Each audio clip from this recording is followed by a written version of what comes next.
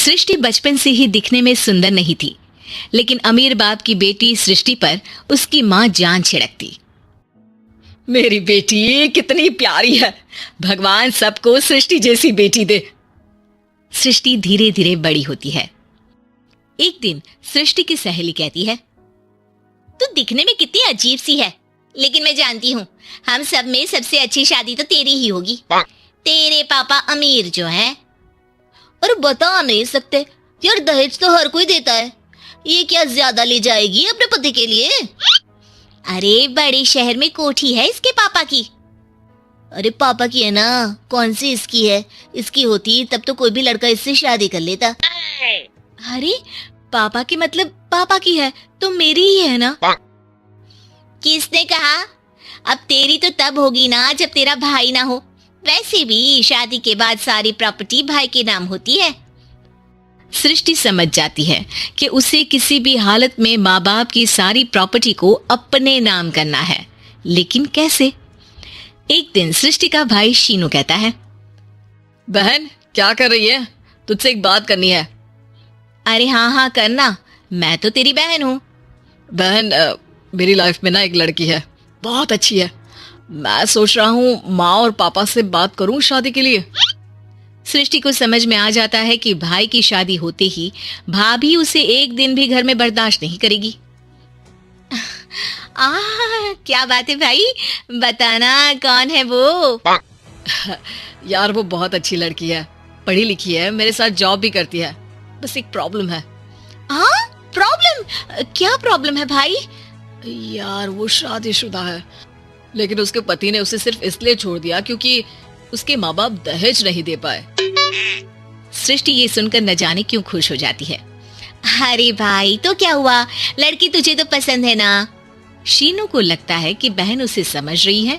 वो इस बात से अनजान होता है कि उसकी बहन की मंशा पूरा घर हड़पने की है। सृष्टि अपनी माँ से कहती है, मम्मी मुझे तो बहुत चिंता है, पता है शीनू क्या कर रहा है? अरे क्या कर रहा है, वो तो काम पर जाता है और वापस घर आता है। नहीं ना माँ, वो यही तो नहीं कर रहा, बाकी सब कर रहा है। आपको पता है उससे प्यार है, और वो भी एक शादीशुदा लड़की से। ये क्या हो गया, मैं सोसाइटी में क्या मुंह दिखाऊंगी? अरे तेरे पापा तो यही कहेंगे कि मैंने ही उसे बिगाड़ दिया है। माँ देखो मेरी बात मानो, पापा पर भी विश्वास करने की जरूरत नहीं है। अब आप ही बताओ, पापा इतनी देर घर के बाहर रहते हैं क्यों, बोलो? अरे बेटा वो तो नौकरी करते हैं ना। तू बहुत भोली है माँ, पापा का ऑफिस तो 7 बजे खत्म हो जाता है, लेकिन देखो कितनी देर से आते हैं। अरे नहीं नहीं बेटा, ऐसी कोई बात नहीं है। सृष्टि माँ को एक औरत से बात करते पिता की फोटो दिखाती है। देखो माँ कैसे हैं पापा, मैं ना कहती थी कि पापा सही नहीं है। मैं तेरे पापा से बात करूंगी, दे फोटो मुझे। ओ माँ वो तो डिलीट हो गई। लेकिन चल तूने तो देख लिया ना, पापा से बाद में बात कर लेना, और हाँ मेरा नाम बिल्कुल मत लेना। हाँ माँ। अब क्या था, सृष्टि के माँ और पिता के बीच झगड़ा होना शुरू हो जाता है। सृष्टि के मन में क्या चल रहा था कोई नहीं जानता था। एक दिन, माँ सृष्टि के लिए एक लड़का देखा है, वो लोग शाम को उसे देखने आने वाले हैं। और हाँ माँ एक खुशखबरी, मैं और पापा मिलकर एक नया बिजनेस ट्राई कर रहे हैं। शाम को लड़का आता है, सांवले रंग का। सृष्टि को तो बिल्कुल भी पसंद नहीं आता। लड़की की माँ कहती है, लड़की का चेहरा तो कोई खास नहीं, लेकिन अगर मेरे बेटे को आप लोग सेटल कर दें तो मैं उसकी शादी आपकी बेटी से करवा दूं। सृष्टि को लड़का बिल्कुल पसंद नहीं था। उसे भाई पर गुस्सा आ जाता है। लड़के वालों के जाने के बाद कहती है, माँ देखा शीनू मेरे लिए कैसा लड़का लेकर आया, न दिखाने लायक न सुनने लायक, सेटल भी नहीं, वो भी हम करे। अरे माँ मैं जानती हूँ ये मेरी शादी किसी भी घर में क्यों करवाना चाहता है। अरे कैसी बात कर रही है बहन, तूने तो देखा ना, लड़के को मैंने ही मना कर दिया तुझसे शादी के लिए। जिसने लड़का बताया था उसने उसकी बहुत तारीफ की थी। बात आई गई हो जाती है, लेकिन सृष्टि का मन शांत नहीं होता। क्या करूं कुछ समझ में नहीं आ रहा। मेरी शादी हो गई तो ये लोग पूरी प्रॉपर्टी शीनू के नाम कर देंगे, मेरे हाथ तो कुछ लगेगा ही नहीं। तभी सृष्टि को आइडिया आता है। वो किसी वकील को फोन करती है। जी देखिए, अगर आपके मम्मी पापा का तलाक हो जाता है तो आपके पिता की आधी प्रॉपर्टी आपकी माँ के नाम हो जाएगी, फिर उसे वो किसी को भी दे सकती है। सृष्टि अब माँ को बेटे के खिलाफ भरती है। माँ, शीनू पर नजर रखा करो, वो जिस लड़की के प्यार में है ना वो शादीशुदा है। यहाँ आएगी, सारा पैसा, रुपया, जमीन, जायदाद सब हड़प लेगी। पापा का भी हाल तुमसे छुपा नहीं है। ऐसा ना हो कि मैं और आप एक दिन सड़क पर भीख मांगे।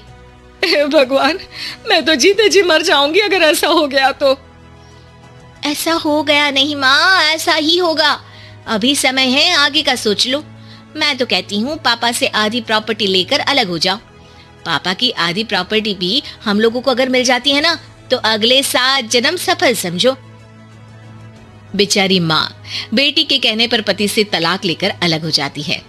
सृष्टि अब पैसों से गाड़ी और अपने दूसरे महंगे शौक पूरे करने लगी। उसके दोस्त भी उसके पैसे इस्तेमाल करते। सृष्टि, कल तुम कहाँ थी? मैं सारा दिन घर पर अकेली थी। तो मैं क्या करूं? मैंने ठेका तो नहीं लिया है ना तुम्हें संभालने का। माँ को सृष्टि से ये उम्मीद नहीं थी। वो बैठकर रोने लगती है। वहीं उसका पति यानी कि सृष्टि के पिता आ जाते हैं। मैं जानता था कि तुम्हारा यही हाल होगा, तो आपने मुझे रोका क्यों नहीं? मैं रोकता तो तुम रुकती क्या?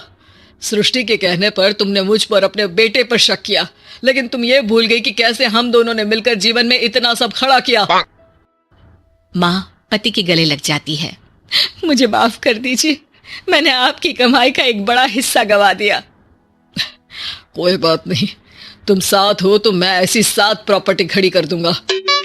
तभी वहां सृष्टि आ जाती है रोते हुए। माँ, मयंक ने मुझे छोड़ दिया। वो बोल रहा था जब तक मेरे पास पैसे थे तब तक ही वो मेरे साथ था। पापा,